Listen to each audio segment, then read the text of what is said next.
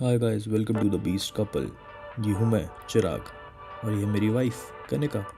और जैसे कि आपको पिछली वीडियो में पता है कि हम पहुँचे हुए हैं मालदीव्स, जहाँ पे हमने आपको बताया था वहाँ के इमिग्रेशन प्रोसेस के बारे में।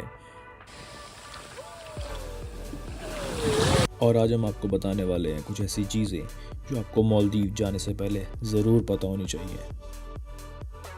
लेकिन इस इंट्रो के बाद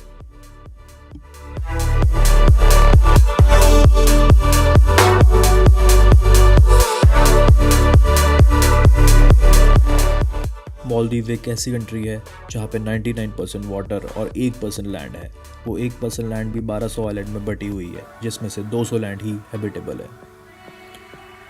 मालदीव्स में छोटे रिजॉर्ट्स के अलावा हाईली लग्जूरियस रिजॉर्ट्स भी मिलेंगे। एक समय था जब मालदीव जाने के लिए आपके पास में बेशुमार दौलत होनी चाहिए थी, पर आज के डेट में आपके और मेरे जैसे लोग भी वहाँ जा सकते हैं। और हर एक ट्रैवलर की बकेट लिस्ट में तो ये होता ही है। हमारे ओपिनियन में अगर आप मालदीव्स आ रहे हैं तो एटलीस्ट 4 से 5 दिन का स्टे तो आप ज़रूर लीजिए। आपको ये जानना ज़रूरी है कि मालदीव्स एक मुस्लिम कंट्री है। वहाँ पे अल्कोहल और सिगरेट लेकर जाना मना है, लेकिन जिस रिजॉर्ट में आपने बुकिंग कराई है वहाँ पे ये सारी चीज़ें आपको आसानी से मिल जाएंगी। अब दोस्तों बात करते हैं मालदीव की ज्योग्राफी के बारे में। तो मालदीव बेसिकली बहुत सारे आइलैंड्स का क्लस्टर है, जिसमें आपको 2 टाइप के आइलैंड्स मिलेंगे। एक होगा प्राइवेट आइलैंड और एक होगा पब्लिक आइलैंड। अब प्राइवेट आइलैंड वो आइलैंड्स होते हैं जहाँ पे एक होटल ब्रांड ने मालदीव की सरकार से पूरा आइलैंड लीज पे ले लिया होता है।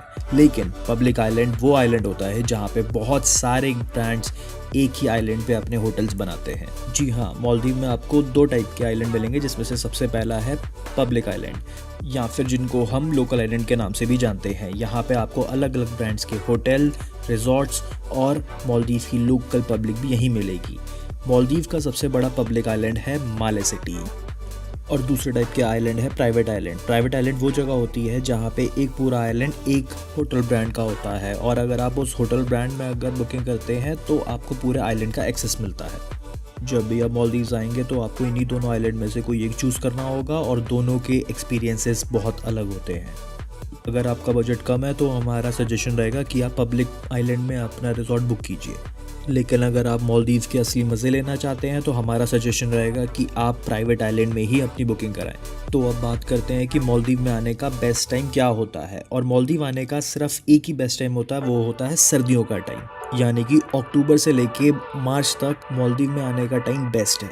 और इसी टाइम मालदीव के सारे होटल्स के प्राइस बहुत ज़्यादा हाई होते हैं, लेकिन मज़ा भी इसी टाइम पर आता है, क्योंकि इसके बाद में शुरू हो जाती हैं गर्मियाँ, जिनको हैंडल करना मालदीव में बहुत ज़्यादा मुश्किल हो जाता है। तो ये थी कुछ बातें जो आपको मालदीव जाने से पहले जाननी बहुत ज़्यादा ज़रूरी थी।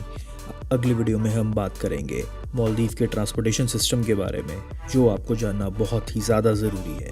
तब तक के लिए प्लीज़ हमारे चैनल को सब्सक्राइब कीजिए। अगर आपको हमारी वीडियो पसंद आई तो हमारे चैनल को सब्सक्राइब कीजिए। एंड अनटिल नेक्स्ट टाइम, जय हिंद, जय भारत।